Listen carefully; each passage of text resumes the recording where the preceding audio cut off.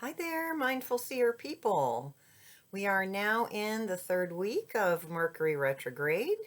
My name is Kristen Giesslin. I go as Mindful Seer or the Mindful Seer, and I invite you all into seeing mindfully. So today we are looking at the second half of B-ism for the third week of Mercury retrograde. We did B and E earlier in the week, and I just wanted to clarify something about the E that I said in the last video. It was a little confusing because we had the Ignite card from the Sustain Yourself deck, which is also lightning, and it was in the E spot. And so because it is Mercury retrograde, this really isn't a time to be starting to actually implement new things.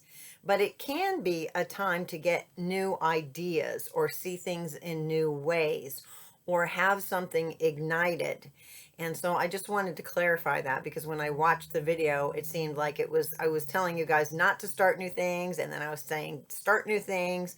So Mercury retrograde is a good time for reviewing and reflecting, and anything with a is going to be successful. Actually implementing and beginning new things or signing contracts, that's not the time to really initiate new things. It's a good time for more like everything with reflection, things that have to do with renewal, reflection, anything with a. So the Ignite card came up, and to me, that's like maybe reigniting something from the past, reigniting something inside yourself that was just kind of latent or, there, but not really activated. Okay, so that's how I would see the Ignite card, the lightning striking card in the E for emotions, or getting a really clear awareness or understanding of something from the past that was popping up again in a way that you had not really gotten it before. Okay, so now we're going to go into the I, the S, and the M. I is for your intellectual life, S is for the spirit soul journey, and M is for mastermind. And again, I'm doing these little videos for the Mercury retrograde, 3 primary retrograde weeks, because a lot of sensitive people do find these times a little more challenging, these interesting astrological transits. So that's why I'm here to give you a little extra guidance and encouragement. These are readings for the collective, so they, are the kinds of things that are going to apply to all of us, which is, of course, not as specific as an individual B-ism reading, but this is still useful. All right, so now let's see what comes up for I for intellectual life. And I am reading with 3 decks. This is the Baking Bowl of Belief. I have 3 James Wanless decks in here. And so let's see what comes up for intellectual life. And oh my goodness, I can't believe this is so timely. Okay, so we're getting the star card. All right, and the star is, she kind of stands alone. Okay, this is actually a Kuan Yin representation of the star. She stands for intuition.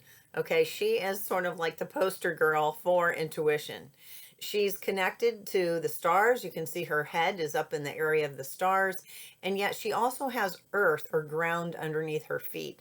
In this case, James has chosen to put some crystals down here as well.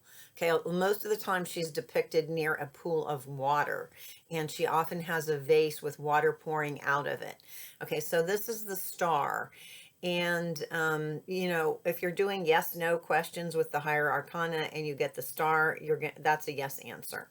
So what's interesting, it's very uncanny and interesting, is that I am circling people who would like to be in a group for healing, intuitive development, and spiritual growth, and it will be called the Star Salon. Pretty interesting that the star card came out of the bowl as the first card today.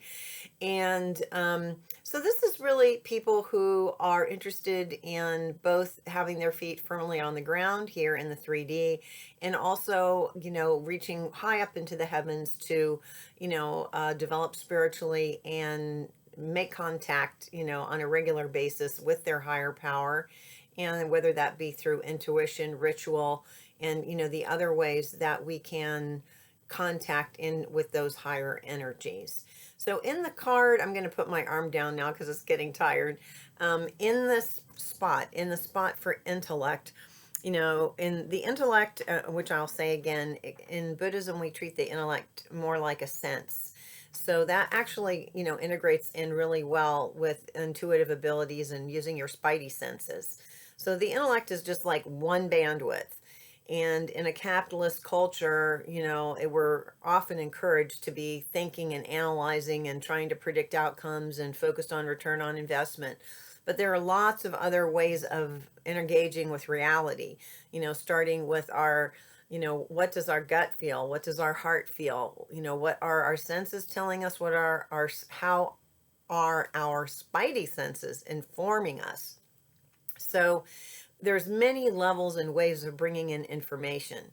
So when we access information in all of those different varieties of ways, and then we say, and we figure out kind of the direction, or we're inspired to do a certain thing, then we can say, hey, intellect, what do you have? How can we implement this? What makes sense? What's logical in terms of where to start? How can we make this sequential and, think about what our resources might be? So we need both. We need we need the divine feminine, the intuitive, and we also need the linear sequential to, actually, bring things into being. So it's just very interesting that the star would make an appearance in the intellectual card today. And I just want to read into the card a little bit and see what else comes out. Yes, there's like a really beautiful, it looks like a crane here. Okay, over in the far part of the card, over here on the right, you can see there's a beautiful white crane. And, they have the really good big wingspan. And the crane is actually flying over what looks like a waterfall. Okay, so sometimes I'm scrying, sometimes I see images not exactly as they are. And so, when we are spreading our wings and really stretching out, in our full power, like through our intuition, we are able to navigate the terrain, okay, no matter what it is, much more successfully, even if we're like flying over a waterfall. And I'm just trying to see, because there's the water. So of course there is some water in here. At least it's appearing that way to me at this moment. James Wanless is the creator of this fabulous tarot deck.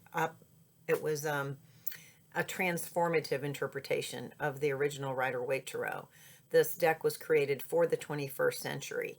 So, we have this beautiful Asian representative of the divine feminine, Kuan Yin, is the primary feature in this card. Okay, so for intellect, pair it with your intuition. Don't leave your intuition out of your intellect. So that's the message there for everybody for this Mercury retrograde time. All right, now let me hop into S. Okay, S will be spirit soul. And we're getting, okay, this is interesting. Okay, so, this is plateau. There's an evenness or plateau. Okay, so as you know, or you may or may not know, we just moved Pluto. Okay, Aquarius just moved out of Capricorn. Pluto just moved out of Capricorn into Aquarius. Okay, so that means generally we're in an age now, in a time for the rest of my probably natural life, 20 more years, where there's going to be a lot of change and transformation, revolution even. So, we have the, leadership in France, they've got a vote of no confidence right now.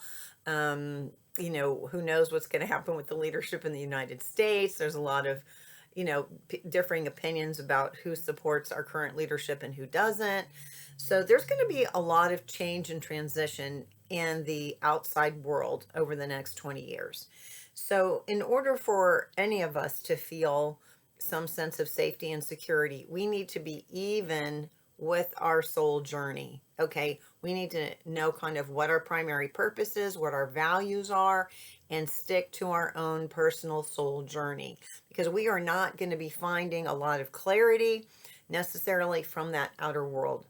And I feel a lot of empathy for people who were not really spiritual seekers before this time, because pretty soon they will be. We had a lot of people on board during COVID, which, is good, because probably for a good stretch of time, there's going to be a lot of change and transition in all the sort of external ways. So cultivating evenness at the soul level. So like for me, setting structure around doing this is a way for me to create evenness in the soul area of my my BEISM, because this is something that feeds my soul and is on target for what I feel is my soul journey and my purpose here. Okay, so I've realized I like doing more videos when things are more sort of activated astrologically, and then the other time I'm not doing so many. So that's what works for me. All right, now let's go to M. M is for mastermind. I have that there because it makes a good acronym, B-ism, that you can remember. M for mastermind means your connection with all that is, okay? Could be God, if you use that term. Could be, all that is, the creator, the great mystery. Infinite intelligence is kind of a neat one that I identify with in a lot of ways, with, what the vastness and the creative forces in the universe. So this card, this M place, is something that it's very important to stay plugged into or connected to be able to access our intuition, and to also sort of shape ourselves in a way that's for the highest and best of not just ourselves, but of our communities, and for everyone living on the planet, all the organic creatures, whether that's the humans, the plants, and the animals. This is sort of where we all share some kind of link with consciousness that is outside this particular time space that we're in right now. Okay, let's see what the M card is. And, oh, we're getting take a risk. Interesting. Go out on a limb, believe in you.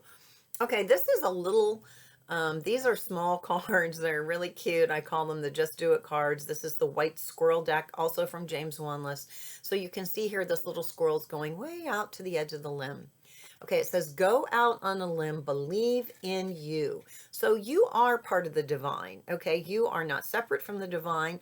You have the same natural intelligences and, infinite potentials as any larger part of the divine. We're just one form of that, expressing in this unique personality, being, body in this time space. So believe in yourself. So sometimes people also, I notice when I'm doing readings, they may have grown up in a particular belief or whatever situation. Maybe they were raised Catholic, maybe they were raised Jewish, but then over time, some of the less evolved aspects, of those extant traditions start to feel confining, and they don't fit really well for that person anymore. It's really advisable to find other places where you can be in community, okay, and still have, a place where you can do some spiritual expression, some rituals, some learning, some exchange of information, because it's oftentimes in those communities where we're willing to take risks and share more of ourselves, things that we don't necessarily feel safe or comfortable sharing in some of our other, places where we're sharing reality with other people. So it's really good to have some kind of a spiritual community that you can participate in on a regular basis. Okay, so I see I'm up to all the way to almost 14 minutes. I'm so sorry for making it so long, but I had 3 cards to do today. So peace and happy, everyone. And I'm going to probably make a little video about the Star Salon itself and post that up as well. And the next time Spirit lets me know it's time to make a series of videos, I will be back. Okay, peace and happy. You know where to find me.